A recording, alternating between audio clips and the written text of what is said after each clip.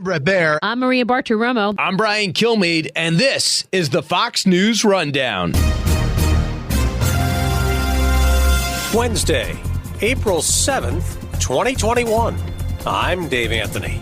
Georgia's Republican governor is pushing back on all the pushback his state is getting over a new election law that prompted Major League Baseball to move the AllStar game out of Atlanta. People are tired of this. I've been warning people they're coming to your neighborhood next. They're going to boycott your business next. They're going to take over your sporting event next. I'm Lisa Brady. Vaccination acceleration continues in the U.S., but so does a race against COVID as virus variants find younger targets. So we're about to see a major divergence in the data. We're going to see deaths and hospitalizations come down and plummet, but yet we're still going to see cases linger. And that's really, we're witnessing two different age groups there. And I'm Jason Chaffetz. I've got the final word on the Fox News Rundown. Now batting, Denver, after Major League Baseball called Georgia out over a new election law by moving the All-Star game to Colorado, which President Biden strongly supports, calling the new law un-American and sick.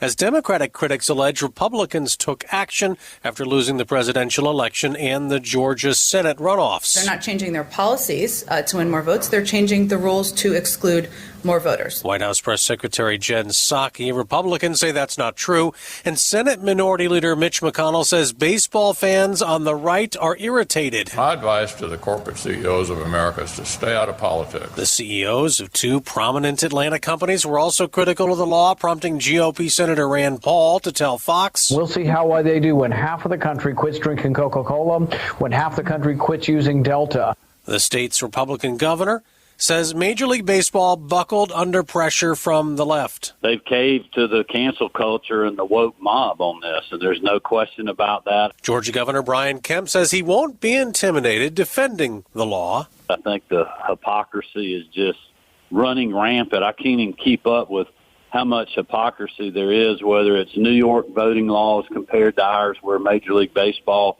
is headquartered, where Delta's flying into, where Coca-Cola sells a lot of product, or whether it's the All-Star game moving to Colorado that has less early voting days than we do. So it continues on. It's not based on fact. It's based on a political narrative and political pressure, quite honestly, from the cancel culture groups that are raising a lot of money off of this and putting a false narrative out there. The commissioner of baseball said that they fundamentally support voting rights for all Americans and oppose restrictions to the ballot box. You've been hearing this over and over again, that your law, and sometimes the words in the stories are dramatically or whatever, dramatically, or take that word out, restrict access, especially to maybe black voters or minority voters. What's your response been? Yeah, what specific thing is he talking about? I mean, it's obviously not the opportunity that we now have in Georgia for everyone to have an additional mandatory Saturday when they can vote in Georgia, potentially have the option to be able to vote if their county elects to on 2 Sundays. I mean, this is providing more opportunities for people to vote on the weekends in our state. It's simply securing ballot drop boxes.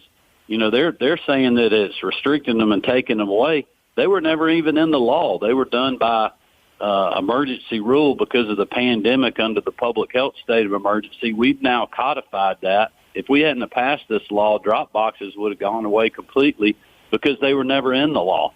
We're also requiring county elections officials to continuously count the votes, not starting and stopping, so we have timely results and people aren't in doubt about what's going on in the dead of the night.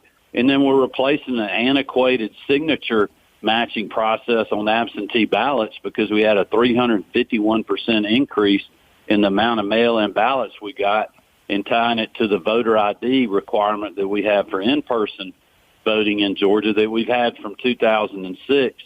And we'll give you a free one if you don't have one. So I'm not sure what the commissioner is pointing to. I'd be interested to know that. Now, when it comes to voter ID, Democrats have opposed voter ID for more than just the last few days. I mean, this has been an issue for them for a while, and they've over and over said that voter identification for at the polls or in mail-in ballots will disproportionately affect black voters or poor voters. What's your reply to that? Look at the facts. Look at the number. Since we've had photo ID requirements or voter ID requirements in Georgia since the mid-2000s, minority participation, including African Americans, Latinos, and other groups, has all increased. When I got elected in 2018, we had the largest percentage of black population voting in that governor's race in the country that cycle. Yet I was still called a voter suppressor and, a racist. It's a lie. And that's what I've told a lot of people, Dave. I've been very outspoken on this because I know the truth is on my side, and I'm looking in that camera and I'm getting on the radio and I'm telling people somebody's lying to you.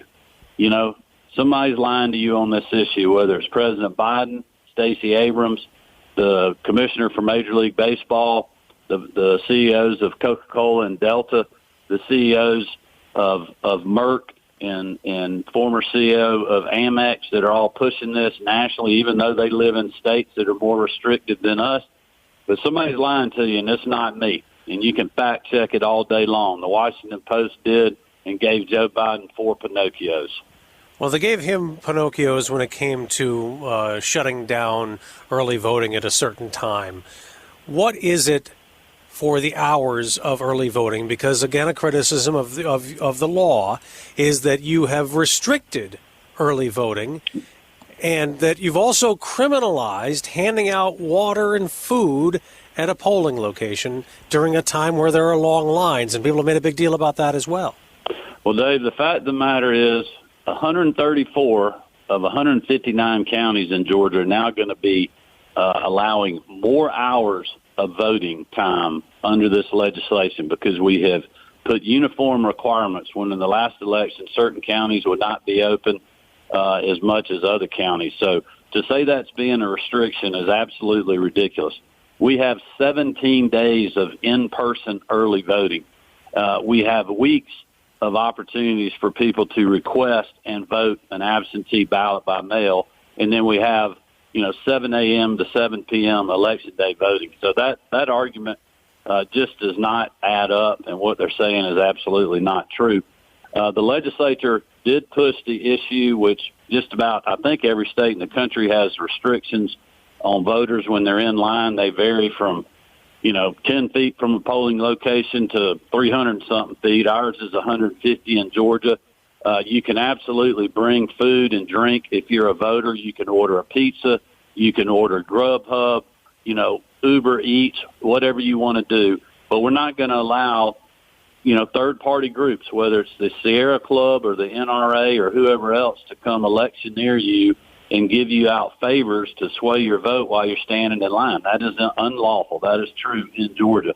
Also, county elections officials can set up drink stations for voters that may be in line. One of the things that is brought up by critics is that you shrank the window for requesting a mail-in ballot. And also, a lot of people want ballots to be going out to anybody. Just mail them all out to all registered voters.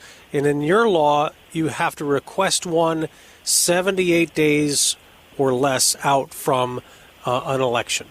In Georgia, we don't think you should just mail a ballot out to everybody. That's terrible ballot security, in my opinion. If other states want to do that, that's certainly their right.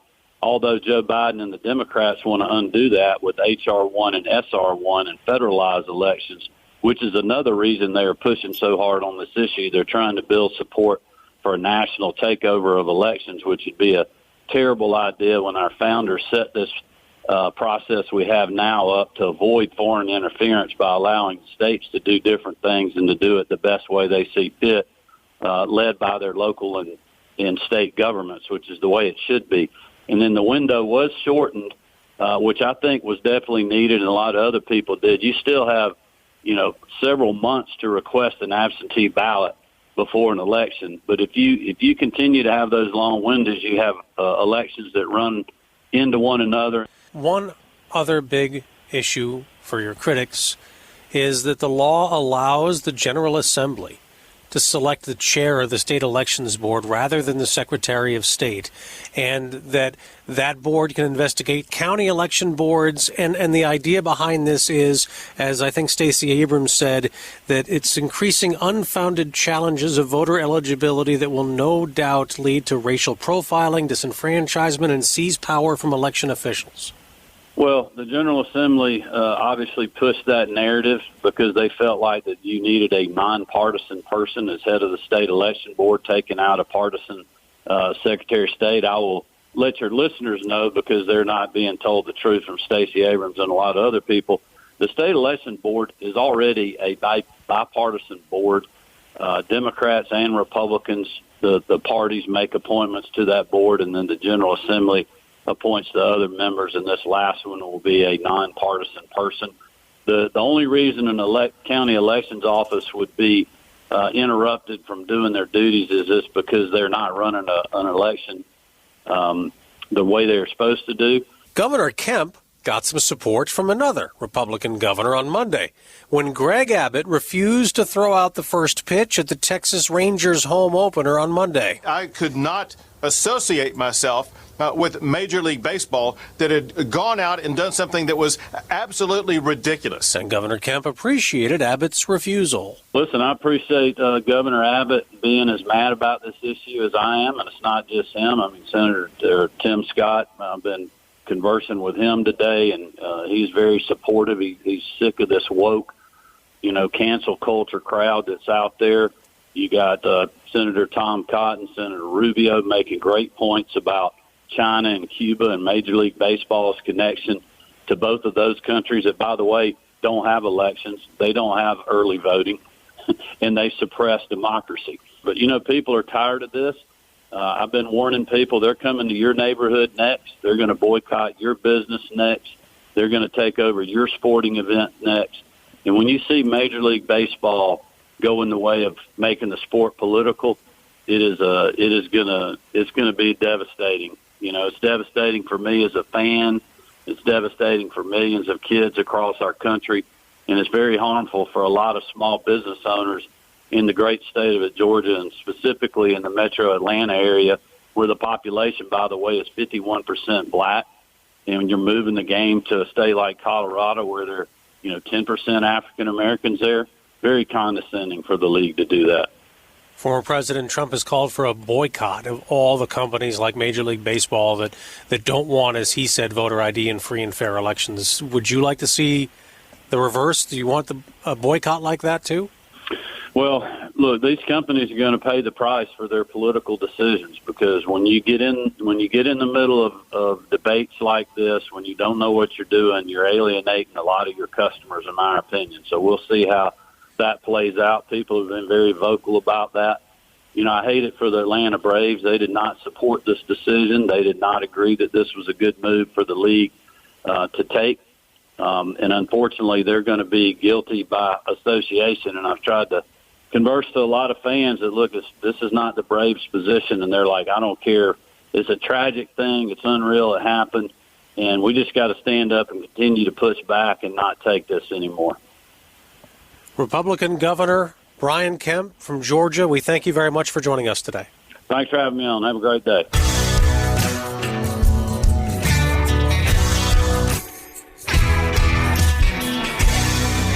This is Jason Chaffetz with your Fox News commentary coming up. The United States is now on pace to hit 200 million COVID shots by President Biden's 100th day in office. We've vaccinated more people than any other nation on earth. The vaccines have proven to be safe and effective. But he says now is not the time to celebrate or get complacent, because we're not at the finish line in a life and death race. New variants of the virus are spreading, and they're moving quickly. Cases are going back up. His latest appeal to the nation on Tuesday to keep following safety rules echoes the concern of many health officials, especially over the UK variant. Dr. Michael Osterholm from the University of Minnesota telling Fox News Sunday he believes the U.S. is already in a fourth wave. The only good news about this is that the current vaccines are effective against this particular variant B117. But in a sense, this is a virus that is now 50 to 100% more transmissible or infectious than the previous viruses. And he calls it a game changer because it's spreading in younger people, including school kids. The CDC director is urging more testing in youth sports and other extracurricular activities, also noting that the CDC still recommends limiting those activities. She also says rising cases among young adults are driving the overall increase in U.S. cases, which average more than 64,000 a day in the latest 7-day average. We are seeing increases right now in some of the northern Midwest and New York tri-state region and Massachusetts. Dr. Marty Makary is a professor of surgery and health policy at the Johns Hopkins University School of Medicine, a Fox News medical contributor and author of The Price We Pay. But by and large, it's a seasonal phenomena, and it's really two pandemics we're watching right now. One among older people, people over 50, if we can put that in a big group of older. And we're crushing that pandemic. We're doing great. Those are the people that come to the hospital, get sick and die. And we're seeing deaths and hospitalizations plummet in that group. And then the other pandemic are people under 50. And we're seeing a lot of 20 and 30-year-olds get infected. We're seeing in Boston a lot of people aged 10 to 19 getting the infection. And that infection, that pandemic has much less severe consequences, but it's really driving up the case numbers. So we're about to see a major divergence in the data. We're going to see deaths and hospitalizations come down and plummet, but yet we're still going to see cases linger. And that's really, we're witnessing two different age groups there. Remember, some parts of the country right now are doing great. They're crushing it. Is this because the rising case numbers, is this because the spread of the variants is outpacing vaccinations? Well, I would not get too concerned about the variants because they are 100% encompassed by the vaccines in preventing those serious outcomes of death and hospitalizations. We are, though, seeing the variants circulate because they're a little more contagious. And so if you're going to get the infection right now, you're more likely to get it with a variant circulating. But I've heard so much fear-mongering with the variants, I had to give that disclaimer, Lisa. I understand. I would be remiss, though, if I didn't just ask you to weigh in on the double mutant variant. What is that? Yeah, double mutant sounds like some alien that shows up in the middle of the night with two heads, like it's not that different. It's not that big of a deal, okay? The variants are changes in the protein lining of the virus on the surface. That's what mutations do. But by and large, we have one main strain of COVID-19, and that is COVID-19. There's many different mutations on the surface of HIV, but ultimately we've had one HIV virus ever since it came on the scene. Same with SARS-CoV-2 or COVID-19. We are still dealing with a virus that behaves and acts fundamentally just as it did when we first saw it, with a slight difference in how tightly it binds to the ACE2 receptor in the lung. It can bind a little more tightly. It can be a little more contagious. But by and large, we're still dealing with one virus, one main strain, and a strain that is entirely encompassed by the vaccines. Now, even though younger people are where rising case numbers are being seen right now, there's a recent poll that found a growing number in Generation Z don't plan to get vaccinated, more than 1 in 4 compared to just 5% who plan to skip vaccination in an NBC poll last year. How big a problem is that for everybody else? Like, how many people need to skip it before we jeopardize herd immunity? I don't think it's a big problem. First of all, remember, among those who are refusing to get vaccinated, half of those are already immune from natural immunity from prior infection. That works. It's pretty powerful. We've heard this discussion in the past with vaccine hesitation, and those numbers decline over time. People find getting the vaccine to be more relatable when they see other people they know and like get the vaccine. I'm not that concerned. I will tell you that with kids, just from being a doctor, I will tell you that with kids, you don't want to just scare them into things. Risk appeals to some kids. And so what you want to do is really explain to them the rationale.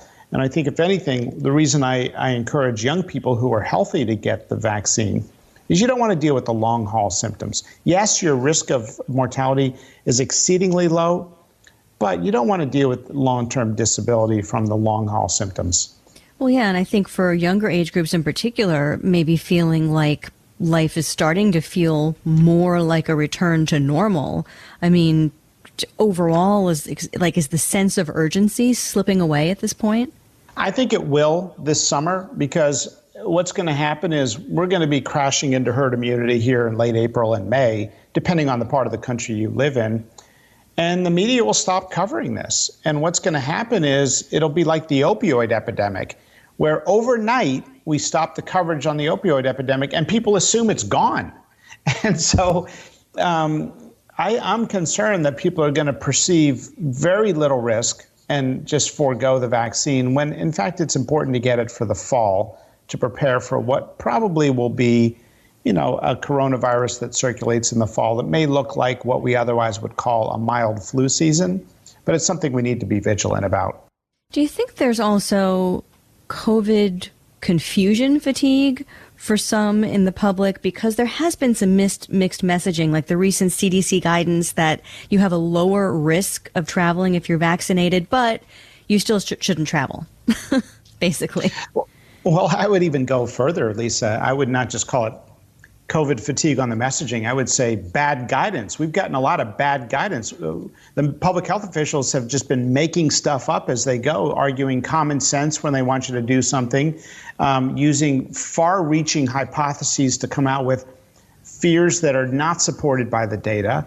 I mean, look at all of the language, which has just not been accurate, right? The twindemic, remember that last fall? That was supposed to happen, never happened. The twindemic of flu and COVID colliding together. Every event, every demonstration, public gathering, whether it's a rally or a demonstration, if it's a Super Bowl or a holiday, we're always told that this is going to create a surge on top of a surge. Well, we do see some small increases after those events, and people are letting down their guard when they shouldn't. But let's put things in perspective, and we're seeing it right now where we're doing really well on the numbers. I mean, some parts of the country are doing so well, it's looking really promising to be back to a normal life soon. A return to in-person learning for schools around the country is one of those things that's kind of one step forward, two steps back for some districts. Some colleges have already said that they will require proof of vaccination, which is, this issue of so-called vaccine passports is kind of, being debated around the country right now. Are those kind of debates a distraction from focusing on beating the virus? I think that the vaccine passports need to include people with natural immunity from prior infection. Remember, about 107 million Americans have been vaccinated now, but another 107 million Americans to 130 million Americans have antibodies from prior infection. They have natural immunity. So are we only going to recognize those with antibodies from vaccines and not recognize those who have antibodies from prior infection? It's not right. I know you've talked about herd immunity for much of the country, let's say, perhaps by the end of April. But in Europe, there have been some new lockdowns recently.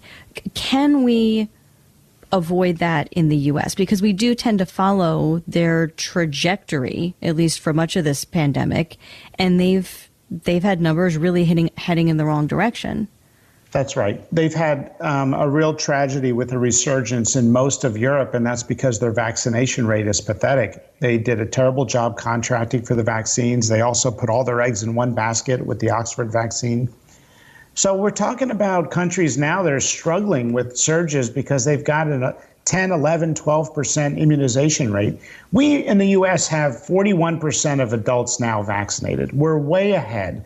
And we're not going to see the surges that we're seeing in Europe right now because we are following the path of the UK and Israel. And when you look at the data there, by the way, the UK, which is part of Europe, has not had surges, okay?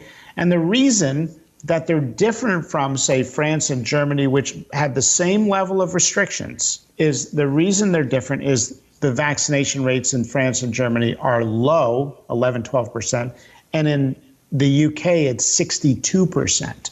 So what's the take-home message? When you get a lot of people vaccinated, you don't have to worry about resurgences, fourth waves, and other increases. And I think right now, we can look at the data from Israel and say, hey, when you get about 50% of adults immunized, that's when numbers really start dropping like a rock. The key numbers, that is death and hospitalizations, that's what we're about to see now. You could argue that's what we're seeing now already since the CDC's director, Dr. Walensky, issued the impending doom scare. Deaths are down 15%. That was only 8 days ago. She said that deaths are down 15 to 18% since then. So you would argue overall, we are on the right track. We're still on the right track. We're not going to have a true second wave. We're going to see a regional increase in cases among young people, and we're seeing that in Michigan, the New York tri-state area, and parts of Massachusetts. But otherwise, we're headed towards a trajectory of having very strong population immunity, which is the combination of natural and vaccinated immunity now slowing it down, breaking the cycle of transmission. And when you go out now and you sit in a public area, remember, upwards of half to 2/3 of the people there have immunity. Dr. Marty Makary, thank you as always for your time. Good to be with you, Lisa.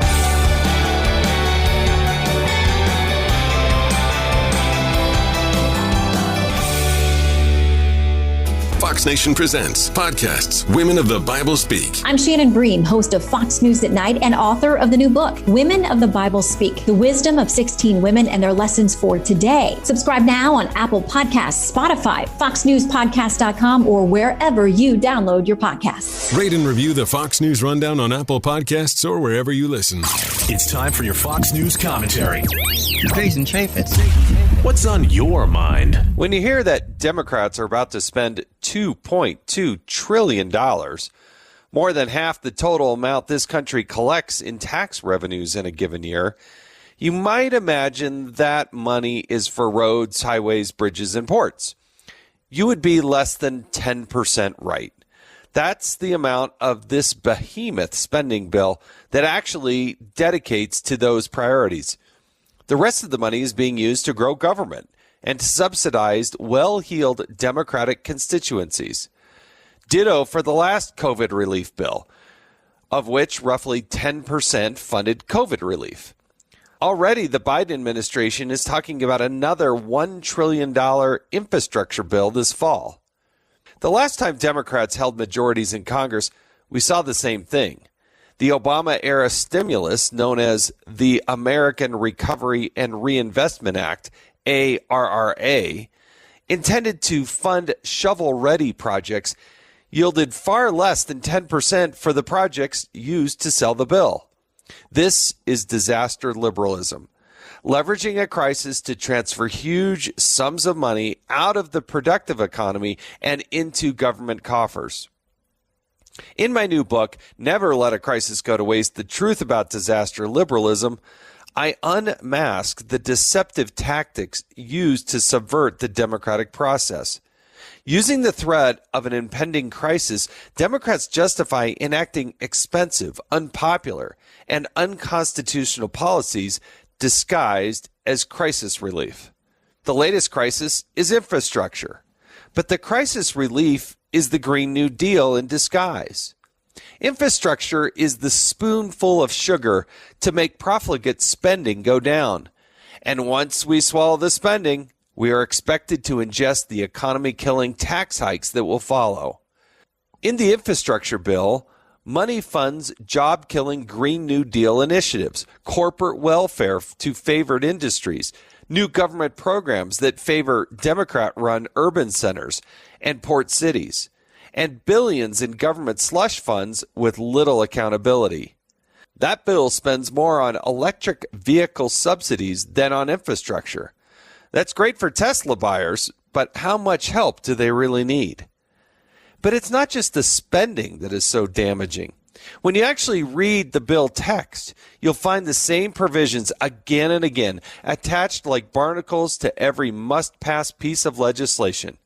Giveaways to unions, bailouts to profligate spending blue states, economy-choking tax hikes, and vast transfers of income from private to public sector.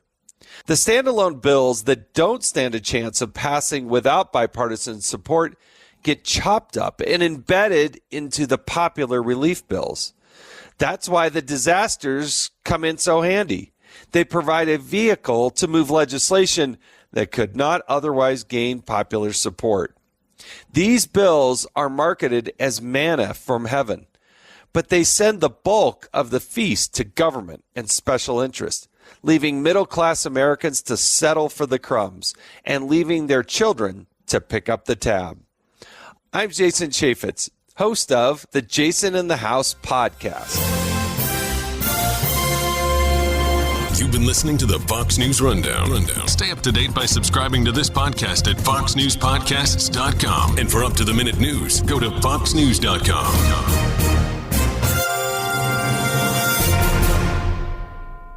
From the Fox News Podcasts Network. I'm Ben Domenech, publisher of The Federalist, and I'm inviting you to join a new conversation with the smartest thinkers out there about the country and where we're going. Subscribe to the Ben Domenech Podcast. Subscribe and listen now by going to foxnewspodcasts.com.